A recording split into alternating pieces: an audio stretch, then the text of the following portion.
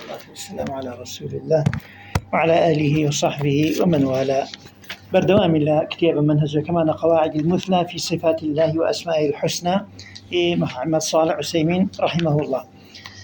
بابه طازة لكتابك يا شيخ رحمة الله بك متعلقة بصفاته ما وصبر الآن بيسا بزانا عظيم ترين مسائل الدين كتدارس وبحث فيها أكريت بريتيا لبحثك يا درسك بيوسط بذات في رزي الله ويزانا فهمون نرخو قوري هر ماديك علمي متعلقة أو نوع ماديك إخواني إما ما أخواني متعلقة بذات الله خويه متعلقة بناسين الله ولا بروا شريفترين علم لباب أسماء وصفاتك كتلبي علم بيوسط بزانت وهروا تفصيلك أقاليبه. بابكي شيخ رحمة الله عليه لبدايتها كومالي قاعدة من خوين كمجمل كردي حوت قاعدة لباري أسماء أنجا سيكن سرنجي بن أم جاي كردوتو أم بابي كالروايات بريتيا لبابي صفات أسماء مطاوكر فرمي قواعد في صفات الله تعالى شن قاعدة شن بنمايك من بيالي لباري صفات كان إخوائي قولت وعلا قاعدة كم صفات الله تعالى كلها صفات كمال لا تنقص فيها بوجه من الوجوه. أما عنوانا كيتي صفات كان إخوائي قولت تبارك تعالى هرهموي كمالا يعني كمال يعني شيء يعني ننقصي تيايا نعيبي تيايا وهروها لايقة بذات الله بتنها واتهيج كسيكي كيبيا وصفناها كريت وبوشي وشكا شايني خواهي قوريا كلايقة بخويوة وتتحديدي شوانيتي كيفية صفات ناكين شوك ليش دليل يكا بيما نوترا وكيفية صفات كان خواهي قورا شوانا يما علمان بيا خبر ما بوهاتوا كخواهي قورا أم صفتاني هي بس خبر من بيا ندرا وكيفية كي شوانا لسرمانا إيماني بيا بينين واجب لسرمان بلكو أوانشي إيماني بيناين خواهي قورا هرشي ليكدو انجا سيد كان شيخ رحمة الله عليه مقرار معنا شرحي أمقصانا أكيد شيخ أماجية بويك صفاتكاني خواهي قورا كمال ونقصي تيانية بس أصلي بابك أما بشيكيتي بشيكي شيء بياني إثباتي وجودي صفاتي خواهي قورا كأم قسم مقدمة لسرشي لسروي كتبوني صفاتكاني خواهي قورا همي كمال وجمال كاتبين شوي تو إثباتي كمال كي أبي إثباتي شيء كي وجود كي شو كهندي فراق في شكل ليروه أرن أم صفاتنا نية ونية اسمنا الله ما يكلا دسمايا جوانا يا ناشرينا تو وصفي جوانو ناشريني قوريا بشوكا بيش لدواي شيء لدواي ويك بزاني يشتمل دسها يا لدسمانية ولله مثل الأعلى كواتي أصل يا شيء إثباتي وجوده فاشان إثباتي كمالي صفات. طبعا الشيخ رحمة الله عليه بتشن الصفيك يناوتو أفرمك الحياة والعلم والقدرة والسمع والبصر والرحمة وهم صفتان تلك القرآن وهروا على حديث هاتوا أنجا سيدك شرحك يا شيخ دليل لسرشي إثباتي وجود صفاتك بوي عليه أو بلغاني كأبن با شاهد بو إثباتي وجودي صفاتك عن إخوائي قورا أمانا يكميان سي محورة إما سمعية وإما عقلية وإما فطرية. سمعي وبزانا دائما لأسماء وصفات علماء يكتبك إخوان هذا النص يقول القرآن يا لحديث كتولى الرقي بسنوي بيسي يعني نص أفرمي فمنه يعني لو دليلاني كسمعية وتلا قرآن على حديثها توخوا يقول فرمي للذين لا يؤمنون بالآخرة مثل السوء ولله المثل الأعلى في السماوات والأرض وهو العزيز الحكيم. مختصري أما آياتما بس في الشيوك أهل تفسير فرمي خواهي يقول بيش أما آياتا شان آياتي كتري هنا وكباسي توبيخ المشركين كالا برويك قرار بو كش أدن بو خواهي يقول يعلم ملائكة كشي خواهي يقول والعياذ بالله خواهي يقول تبارك وتعالى أفرمي للذين لا يؤمنون بالآخرة أو كسانيك باوريان يعني كفارا مثل السوء أمانة نموني سوء نموني خرافين، يعني نموني خرافين ما بس ما بيلا شيء واتا أمانة خوان جاهلا نزانا وهرواشتي جهل وشتي نزاني وخرافي أڵێن لجهل كان يا كفر كان أويك باوريان بقرآن وحديث نيا ولا وشي كأيلن بريتيلا شيء ألين الملائكة بنات الله والعياذ بالله ياخذ قرارين كخواي جورا مناري هي خواي جورا أما جاء ده بقرآن ألين أجرهات وخوايان كشيان به دموشاي الرجل أجسي بينا خوشة كوري بيه خوشة بلام قرار أداك خواي جورا كشي هي يعني بو خوي بينا خوشة كشي قرار دا بو خوي طبعا أصلي شكا باطلة بلام لقلش لا باطلة كشا عدالتي تيانية أجر بيبلين فإذا بشر أجريه كان مش دايما نبلين كشي بوا دموشاي الرجل جلسي نازاني بروات خوي ونكا لنا قومك يا شرمزاري وإهانة قبولك بلام اعتيادي لين شي خواي جورا كشي هي والعياذ بالله أما سوء كان كخواي جورا تبارك على أفرمي أمانة نموني سوءا أنجا سنجوان نموني سوء لشيء درسة بين لصفات درسة بين ككاسي قلم كسخرافة يعني شيء يعني قسكرتني السكوتي تعاملي يعني صفات كان خرافة كاتي أما الدليل لسشي لسر بياني صفات فعشان أخواني يقولوا فرمين ولله المثل الأعلى بلام نموني برز بو خواي قوري تبارك وتعالى يعني خواي قورا خاوني كومالي صفاتي برز وجوانا كاتي أما زانان هنا يعني كرديانا بالدليل بو إثباتي صفات بو خواي قوري تبارك وتعالى يعني الصفات شون ورقرين بفي درس كاني كخندو معنا لا اسمه ورقرين ألين همونا ويك بيك هاتوا لصفيك لصفة كان باس ما كنت من الخالق ناو بخواي جورا شو الدليل يكمان هي لبري معناي أم اسمه دليلك أخواي جورا يخلق يا يسمع يا بصير همو أنيك باس ما كل صفتي اليوم ونجيله وهندي كتير لدليل كان أبم شوية كزانان لمعناه كان تي أجنك أخواي جورا تبارك فرمي ولله المثل الأعلى يعني برزترين نمونة هي خواي جورا تبارك وتعالى بوالن بوان منك باسي بالرحم كان الله خواي جورا لهمو كسي بالرحم ترى ونموني علايا خواي جورا خلتي فلان كس بخشندية خواي جورا لهمو كسي بخشندة ترى خواي جورا توربوني خواي جورا لهمو كسي خطر ترى كاتم بيوتي مثلي أعلى إذن كواتي شون صفتي سوئي بريارد بو كافر كان خواي جورا صفة باشا كان بلكو باشتريني صفة كاني بريارد بو خوي كواتي ضمنا أما دليل سشي وجودي صفة باشا كان بو خواي جورا تبارك وتعالى كباشي هنايتي بمثلي أعلى هنايتي واتباشتريني شون الله أم كابرايا بخشندية والله أو لو بخشندية ترى بلام أو لهميان بخشندية ترى وخواي جورا تبارك وتعالى هميان بخشندية ترى طبعا أما لا قرآن ولا حديث شان أم مثل الأعلى وجودي هي وهروها لويك في اسم بزانين خواهي قوله تبارك وتعالى هاو شيوين نية لصفة كانية بويا فرمي ليس كمثله شيء بلام لم آياتها فرميشي ولله المثل الأعلى آياتك معنى خواهي قوله فرمي ولا فلا تضربوا لله الأمثال وهتنمونا مهنو بخواهي قوله شون لما تيبقين لكاتك آياتك فرميشي ولله المثل الأعلى خواهي قرش فرمي ليس كمثله شيء دوامي شان فرمي شيء نمونا ما هي النوم خواهي قرش تبارك هذا أهل تفسير فرمون منعي آياتك كامية أو نمونانية كهاو شيويتها بمخلوقات نك مطلقي مثل كاتي هر نمونيك هاو شيوو ليكتشوني تيابه لبين ذاتي الله تبارك وتعالى ولقل مخلوق كان يا لهرشتي كابي سواء كان لذاتي أبي على صفاتي أبي ممنوعة كاتي أويك حظري لسر كامية أوي هاوشيو نمونيتي لقل شيا لقل مخلوق كان يا أجنان نموني برس بو خواهي قولي تبارك وتعالى وكو بيشتر أما جمع بيدا وهروها خواهي قولي تبارك وتعالى أبي بزانين عظيم ترين صفة كيساني وصلنا بيسبي زانية صفة وجوده وجودي خواهي قولا متعلقة بالشيء وبيوتين وجودي ذاتي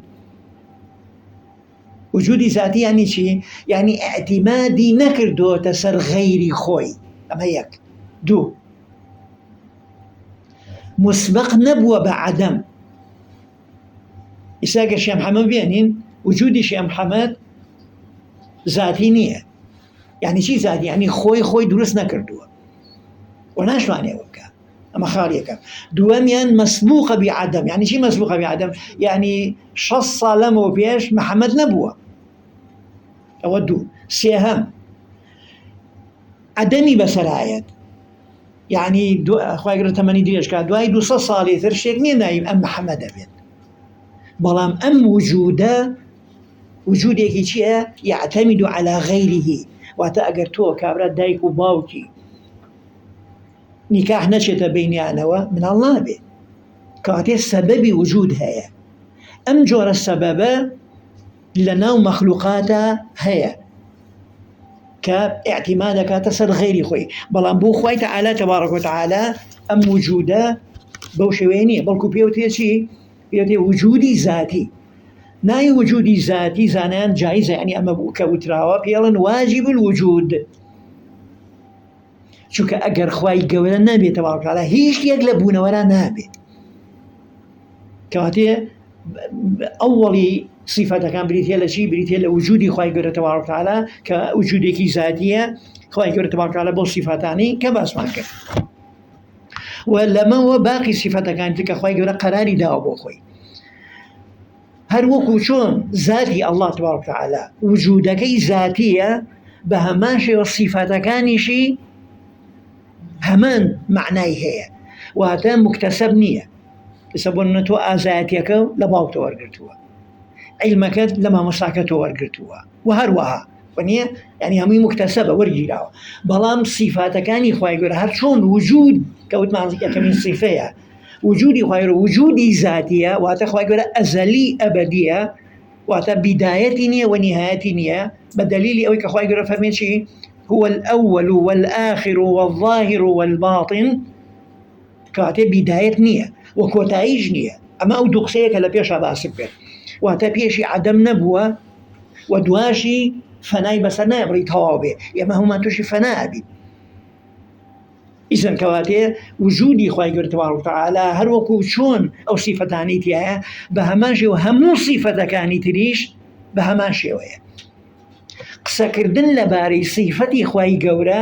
وەکو قسەکردن وایە لەبارەی ذاتی پیرۆزیەوە. لەبەرەوە هەندێک لە ئەهلی فیڕەقەکان ئەڵێن قسەکردن لەبارەی صفەتەوە وەکو قسەکردن نییە لەبارەی ذاتی خوای گەورەوە، بۆ ئەمان جیاوازی دانێ لە بینی صفەتەکان و لە بینی ذاتی ئەڵڵای تەبارەک وتەعالا.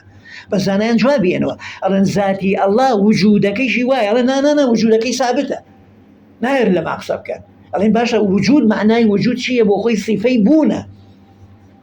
هەر شتێک کە وجودینەوە یعنی عەدەمە. ئێوە ئەمە قەرارێن بۆ خوای گەورە؟ تەمان کەس ناتوانێ ئەمە قەرار بە. ئەوە یەکەمین صفەیە. ئەم صفەی وجودە خوای گەورە تەبارەک وتەعالا چۆن بۆی دروست بووە؟ ئەڵێن ذاتیە، بەو معنایی ئاعتیمادی نەکردوتە سەر شتێکی تر والعیاذ بالله، چونکە ئەوە مەخلووقە ئاعتیماد دەکاتە سەر شتی تر.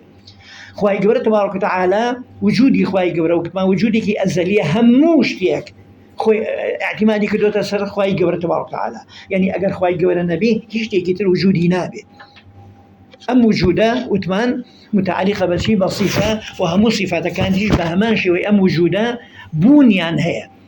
بەڵام نابێت تۆ بیرکەیت و بزانی بڵێ من ئەمێ بزانم ئەسلی ئەم وینانە چییە، ئەسلی ئەم صفاتانە لە چێوە هاتووە، چکە وتمان ئەزەلیە، واتە بیدایەتی نییە. ئەگەر شەیطان وەسوسەی بۆ کردی ئەم حاڵە لە مێشکا دروست بێت، دلیلە لەسەر ئەوەی کە تۆ معاملەی خوای گەورە والعیاذ بالله وەکو مەخلووقەکەی. ئەمەش ئیشی کێیە؟ ئیشی هەنێ لە فیڕەقە باڵەکانە کە لەبەر ئەوەی عارضی عەقلی وایان لێیەکا کە چی بێ هەمان معاملەی چۆن لەگەڵ مەخلووقاکەن والعیاذ بالله لەگەڵ خوای گەورە شابیکەن، لەبەرەوەی مشکالاتانیان بۆ دروست بێ. کاتێ ناگەنە نەتیجە چیەکەن؟ نەفی صفاتەکانەکەن. ئەوە ئیشکالەکانە لێوە دروست بێ. بەزیسانی مسلمان سەمعی واتە خەبەرێک لە لای خوای گەورە هەیە، خوای گەورە باسی خۆیەکە، باسی صفاتەکانیەکە و باسی وجودی ئەکا، ئێمە ئیمانمان پێناو تەسلیم بووین. کەیفیەت و تەفسیلی ئەمە چۆنە ئێمە نایزانین، چکە بێت تۆ ئەوەندەت هۆش هەبێ، ئەوەندەت ئیمان هەبێ، ئەوەندەت عەقڵ هەبێ کە خوای گەورە تەبارەک و تەعالا عیلمی زۆر زۆر زۆرترە. بەڵکو تۆی موسڵمان لە مەجالی عیلمە ئەوەندەی کە ئەیزانی زۆر زۆر زۆر کەمترە لەوەی کە نایزانی. ئەکرێ بەوەی ئەیزانی بۆ ئەندازەی ئەزانی حکم بی بەسەر ئەو ئەندازەی کە نایزانی؟ معلومەکەنە. بۆ چکە ئەم قسەکردنە جۆرێکە لە جەهل، تەقەول عەلە الله. ئینسانی مسلمانیش شتی وا ناڵێ، بەتایبەتیش ئەو شتە متعەلیقە بێ بەچیەوە بە زاتی ئەڵڵاهەوە. کاتێ ئینسانی مسلمان لەویا ئەوەستێ ئەوەندەی خەبەری بۆ هاتوو ئیسباتیەکە. خوای گەورە تەبارەک و تەعالا وجودی هەیە و وجودیشی صیفەیەکە، ئەو صیفەیەکی زاتیە، باقی صیفاتەکانی تریش هەمان شێوەیە بەبێ دیاریکردن و تەفسیل لە کەیفیەت و لە تەرکیب و لە درێژە پێدان بە مەسائلەکانی ترە. محوری دووهەم لە ئیسباتی صیفات عەقلیە. ئەفەرمێ فوجهه أن كل موجود حقيقة. شتەکان دوو نوعن، إما موجود وإما عدم. أصل لإيشتكان چیە؟ لە شتەکان لە ئەشیاء دوانە، یا وجود یا عدمە. ئەگەر عدم بوو يعني وجودی نییە، ئەگەر وجودی هەبوو يعني عدم نییە. ناکرێ ئەم دوو نەقیضە بە یەکۆ کۆک بکرێتەوە و مستحیلیشە شتێک هەبێت و نەبێت. ئەو پێوتێکی ئیجماع النەقیضەین، ئەوە وجودی نییە لە ناو بوونەوەرە. کاتێ مادام هەر شتێکە وجود هەبوو حەقیقەتی هەیە. حەقیقەت یعنی چی؟ یعنی ئەم وجودەی کە هەیە تەوەهم نییە، مەجاز نییە، تەسەوور نییە. چکەیسە تۆ ئەتوانی هەر یەکێ لە ئێوە ئەگەیسە من شتێک بە ئێوە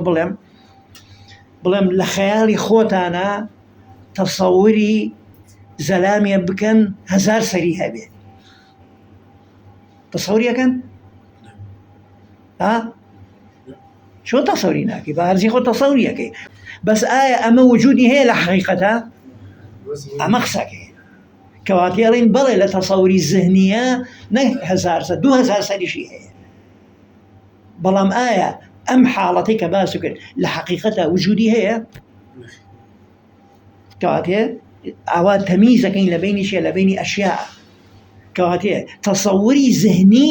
ئیشکال بۆ ئینسان دروستەکە لەبەری وجودی حەقیقی لێ تێگەچێت. ئەگەر هاتوو ئینسانی اعتیمادی کردە سەر تەسەوری زهنی بۆ حکومدان بەسەر شتەکانە، ئەی پێکێ یا نایپێکێ؟ نایپێکێ. بۆچی؟ لەبەرەوەی قسووری هەیە، جەهلی هەیە، منتەهای عیلمی زۆر نییە. بەڵام کاتێک کە خەبەرێک لە قورئان یا لە حەدیثا بۆ هاو، وەکو خوای گەورە فەرمێ ومن أصدق من الله قیلا، ئەتوانی ئەمە بە تەسەووریکی زهنی قسوورت ڕەدی بیتەوە؟ معلومەکەنە ئیلا کەسێک کە ئیمانی نییە. ئەجنا خەبەرێک کە خوای گەورە ئەیدا تەبارەک و تەعالا و بەتایبەتیش خەبەرەکەی لە زاتی پیرۆزەوەیە ئەوثەق ئەصدق وەنییە. ئیزن کەواتێ بە زهنی بە تەسەووری زهنی ڕەتکردنەوەی چییە؟ جەهلە، باتیلە. نمونەیەکتان هێمێ لەسەرەوە. خوای گەورە فەرمێ بەل یەداه مەبسووطەتان، باسی هەردوو دەستی خۆیەکە. خوای گەورە تەبارەک و تەعالا دەستکراوەیە بەوەی کە ئەبەخشێ. بەل یەداه یعنی هەردوو دەستی خوای گەورە تەبارەک و تەعالا. کەسێک بە مەنطقی عەقلی خۆی بە عەقلی زهنی ئەڵێ چۆنە بێ خوای گەورە دەستی هەبێ؟ ئەگەر دەستی هەبێ کاتێ لە ئینسانەکانە چێ؟ ئێمەڵین ئەوە تۆ تووشی دوو خەلەت بووی. یەکەمیان دیارە تۆ لە مێشی خۆتا تەعینی دەستی خوای گەورە کردووە، وەکو لە دەستەکانی پێشتر ئاماژەم پێ، بۆیە ئەڵێ چییە؟ منع دروست کردووە. ئێستا من ئەڵێم فڵانە شت لەمە ناچێ، هەر کەسێ لە ئێوە کە وتی لەوە ناچێ من پێڵێم تۆ چوزانی، کەواتێ تۆ ئەو شتێک کە مەچوولە ئیزانی بۆ ئێڵی لەمە ناچێ، لە کاتێکا تۆ ئاگالین و نایزانی. ئللا ئەبێ زانی بێت، دی بێت، خەبەریان نابێتێ بۆ ڕوون بۆ تۆ کە لەم عینەکە ناچێت. بەڵام ئەگەر یەکەمیان مەجهول بوو ئەکرێ بە مجەڕەدی زێنی خۆت ڕەبزیکەیتەوە. ئێمە تەفاسیل و کەیفیەتی یەدی خوای گەورە تاوان هەموو سیفەتەکانی تریش نازانی. بەڵام ئەگەر هاتوو تۆ بە مەنطەقی عەقڵ لەبەرەوەی کە لە ئینسانەکانە چێ بە قسووری عەقڵ و جەهلی خۆت ڕەدت کردەوە، ئەڵێن تۆ شتێکت دووتووە کە مخالەفەی حەقیقەت و واقعە. بو بياني حقيقة صفة حقيقية كموجودة حقيقية خواهي جورا خبري داوة لقرآن خبري داوة توش بذهني خود بذهني بشكولي خود وعقلي خود يردي أكيتوا كامل أولاد اللي بو إسلام أو كخواهي جورا خبري داوة كواتي أمريكا بذهني تويا باطلة يعني لمداري شيء هي جهلة كواتي أو مقبول نية أنجا الشيخ قال فرمي هر موجودة كحقيقتي هي لا فلا بد أن يكون له صفة أما مقصودك هي هر موجودة كحقيقتي هي أمشت لدسي منها هي من الموجودة هي لدسمة بيشوي تو صفة كان بلي بيسا برسيان لا شي بكي بزاني حقيقتي هي يا وهمة أقل لدسي منها هيج نبو توصفي شي هكي هج وصي بكي نية كواتي يعني عدم زور باشا ايه قرشتكم لدسا أبو كواتي وجودي حقيقي هي ويا ما دام وجودي حقيقي هي كواتي شي هي صفي هي رشا سفينية بكاري هندي بو بينين فنيا أبم هي ايه درسكا والحاصل أو تفصيلاني كهي كواتي همو موجودك ما دام حقيقتها وحقيقة وجودي هي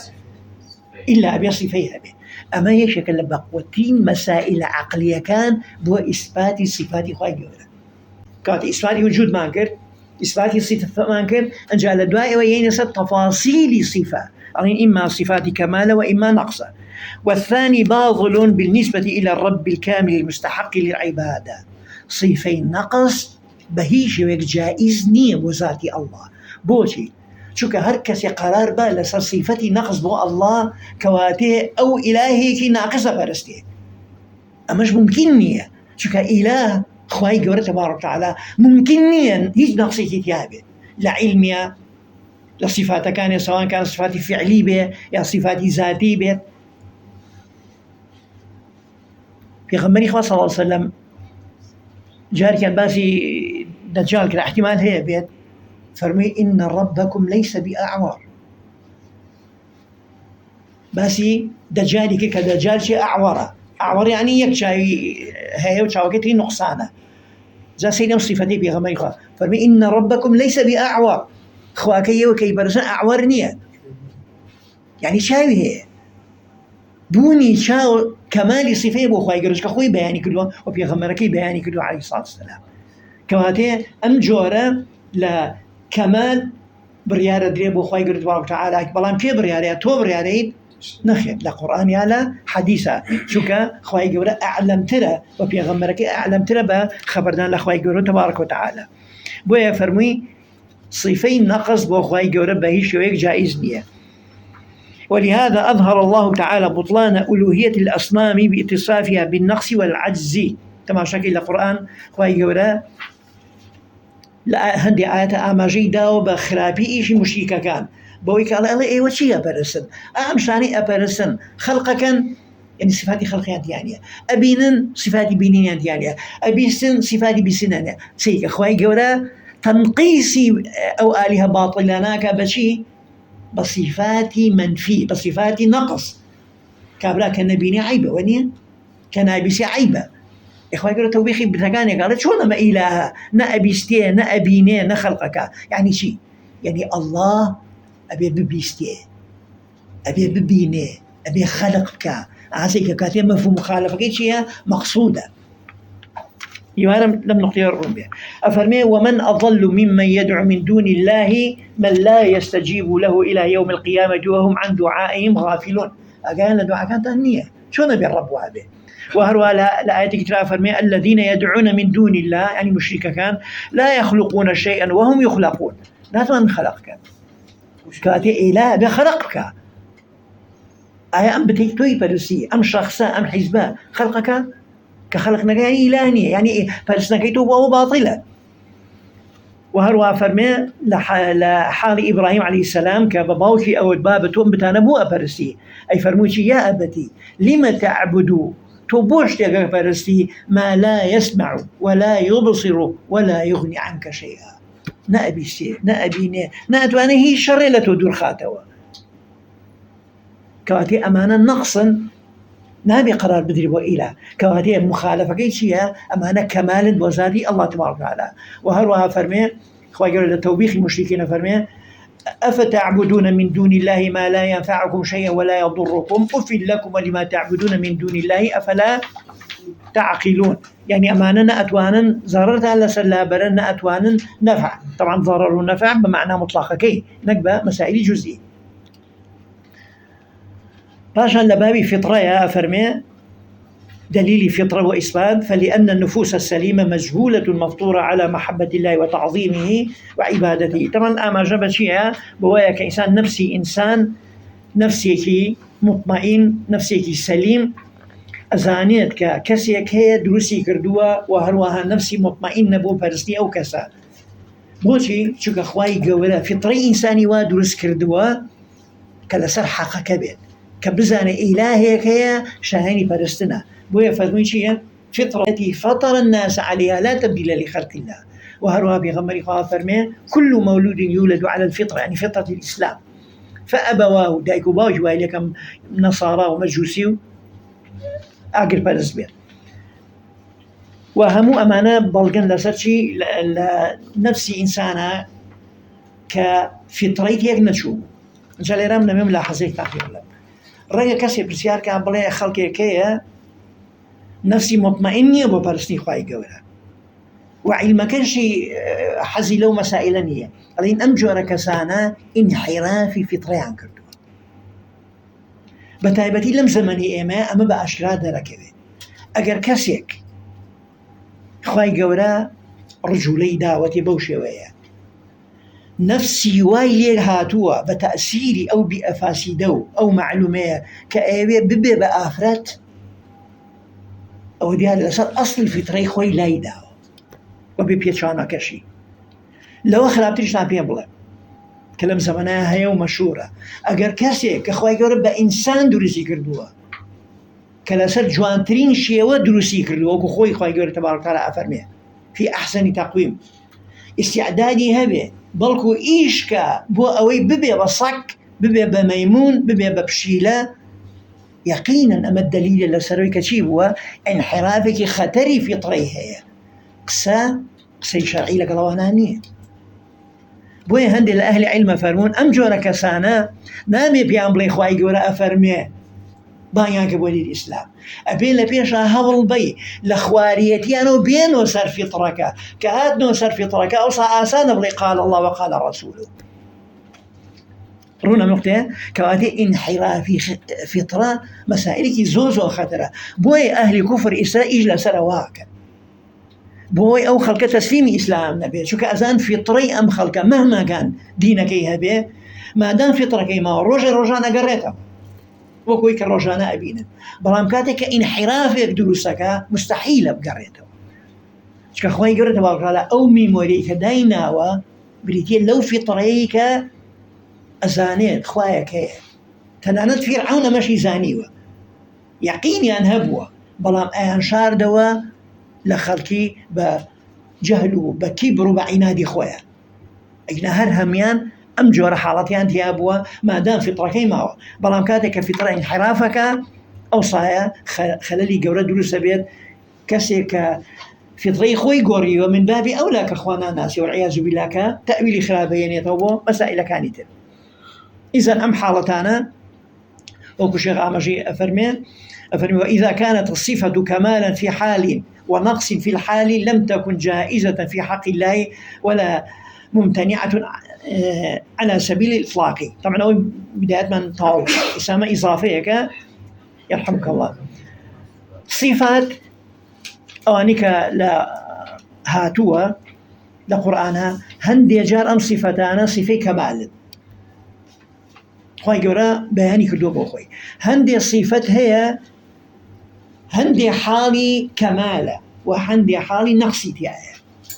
إما شون أم صفتانا بريار بين بو خوي جوريات شون تي بقين بو بنسبة خوي جورا تبارك لك القرآن شاهاتوا بو أما جاء أفرمين شي بمطلقي تنابي إثباتك بو خوي جورا بهماشي ونابي منعشي كي بو خوي جورا خوي جورا فرمين ومكروا ومكر الله يخادعون الله وهو خادعهم مكر خدعة ونيا أمانة سيري أم كلماتك مقبول نية يعني لظاهر كلمك مع عمل ما لقل أم شو صفتانا شو زانا تفصيلك يعني فرمون أم صفتانا بشي باشيتيايا وبشي خرابيتيايا سياقك تحديد يكا بويا لهمو قرآنك كاتي أم صفاتانا هاتو بيالن شي ألين مقابلة الصفة مقابلة يا هاتو أفرن يخادعون الله وهو خادعهم ومكروا ومكر الله هذا مقابلة أنا هاتو نقطيك بتشوف يعني بوت يقيش لما أم صفتانا ما شوني لي تيبقين وشون بكاري بينين يقينا أو جانب باشي كتيايتي صفة وبخواي قرى باسكين بلام جانبي سوئي كنقصة نابي بخواي قرى باسكين لبروي منالين مطلقي خداع أين بالخواي قرى يا مطلقي مكر أدين بالخواي قرى هم أوانيك القرآن هاتوا بون منا بوت يقشتيني إيوا صفة قتل هي ونيا كشتن أتواني بمطلقي بقتل بلي باشا ناتواني أتواني بمطلقي بلي خرافة ناتواني بلي خرافة بول شيء نمونه يكيني نوا أجر هات وكسيك هات مسلمانيكي بيتاوان كشت أم إيشيكا كردويتي ظلم يا ظلمني زور باشا أجر هات وسياسة قانوني يا كسيكي عادل هات لطولي أم ظلمة كابراي كشتوا أم كشتي دوام شيء عدلة حقا كواتي هر كشتنا لجاني كما ظلمة تنفري ليكين لجاني دوما دليل سرشي عدالة دليل سر قوة دليل سر ريغاندان با أهل جهل الظلم كواتي لا خالي دوما بيسها بها بيسنيا شكا أقر نبي فوزان درس نبي شوني سر زماني خوانا بأرزي خوي خلقه بكشتيا كسيك نيا محاسبيك حسب نارحتيكي حسب ترسكي لبرو كريكي بودان الراوة أو جوريان أو صفتيان شاكي بلاوة بيتو كابرا زاني همي ظلمة بس عدالتك نية بهمان صفة طولي لي بسنته ولله مثل الأعلى دلاي خواهي قرش واحد تبارك الله خلقان يكن بفروفيل بخداع يا بمكر لنا مسلمانانا يا لنا خلقا أي شكل خواهي قرش تبارك وتعالى بهمان صفتي خويان معاملان لقلقا ويفرمي ومكروا فروفير يعني ومكر الله خواهي قولا مكركي بسراهينا كاتي أو جانبي كتواني بسري أنا ظالبي بلكو أمان وانا زاني خلق جيلا ناي زاني بوي أم مكريان بتشو سر بوي أم خداعيان شو سر خواهي قولا أعلم ترى كاريكي بوانكر أوان جيل درشون كورتنا ناو مكري خواهي قولا خدعي خواهي قولا رونا كلمة بلا لقرآن كلمة كيا بون كلمة خيانة لبروي عمومي كلمك سوء نقص خواهي قولا لصفتي ردانوي خائنين نال خانهم الله الله فقد أمكنه يعني سيكن دقي قرآن شان عظيمة لصفاتك أنا خواهي قولا لي أبوه شكا خيانة لهمو حالتك شيء خرابة خبيثة شاكي تيانية وكو مكرنية مانجي جاري وايكا كسي شاكي لقل كسيكا روبا بي خوشني ويالي ورناقلي بس فيالي ليكا دواهي اوي بي خوش علي بخوا فيالي لي كردم او شتي لقلها كردم يعني ما انا بابي شي تيا بابي محمودي تيا بس لخيانتها نا بوي لو صفة اللي ويايا خواهي قولا نيداوة تبال خوي فرمي أمكنه يعني ده صلاتي هو بسري أنا أما خيانتي يعني خواهي قولا تبارك وتعالى مع عمليكي لقلها كردن لعقوبة خيانتك يعني كاتي أمانة هميشين صفاتي إيجابين كبو خواهي قولا تبارك وتعالى فكارين ريت أكو شيخ آماجي بيدها فرمين فأمكن منهم والله أعلم وصلى الله على محمد وعلى آله وصحبه وسلم تسليما كثيرا.